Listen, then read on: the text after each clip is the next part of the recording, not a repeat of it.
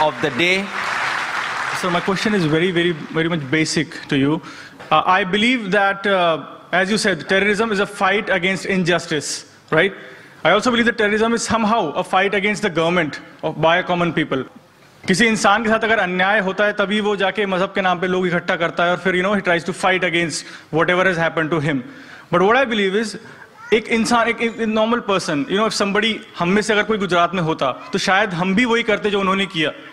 मतलब और आप क्या कर सकते हैं? आप पुलिस पे आपको भरोसा नहीं है, जुडिशियल सिस्टम 10 साल लगा देगी, तो एक नॉर्मल इंसान के पास कौन सा ऑप्शन बचता है अगर उसके साथ कुछ बुराई हो तो?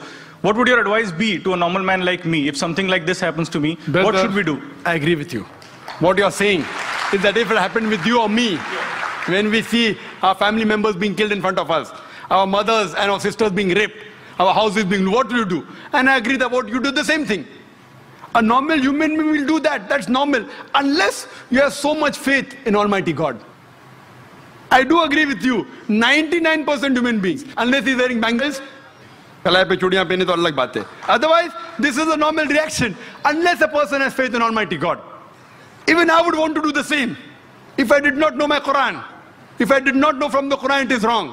Because if I kill the innocent human being, I am behaving like the same person who's caused problem injustice to me. Just because someone does injustice to me, it does not justify me to kill other innocent human being. Just because somebody has robbed me, I can't go and rob a third person. If I catch that person responsible and book him and punish him, that's a different case. But I cannot kill any innocent human being based on the logic of the Quran, that it prohibits you from killing any innocent human being. Because I know the Quran, I will not retaliate in that way.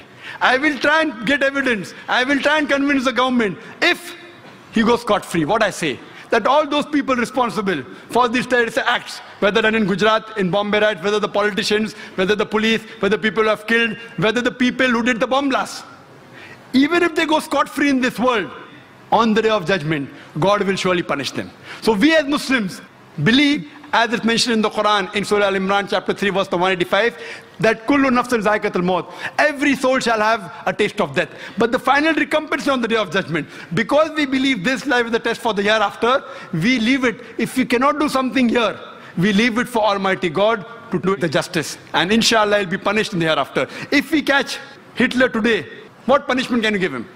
6 million people in Israel, what punishment can you give him? You can kill him once. What about the remaining 5,999,999 people?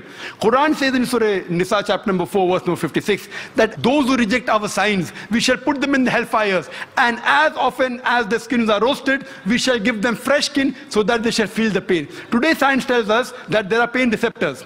So God tells that on the day of judgment, if the skins are roasted, we shall give them fresh skin so that they shall feel the pain. If God wants to incinerate Hitler 6 million times, he can do it. We can't do it here. So therefore, we leave it to the main justice to God.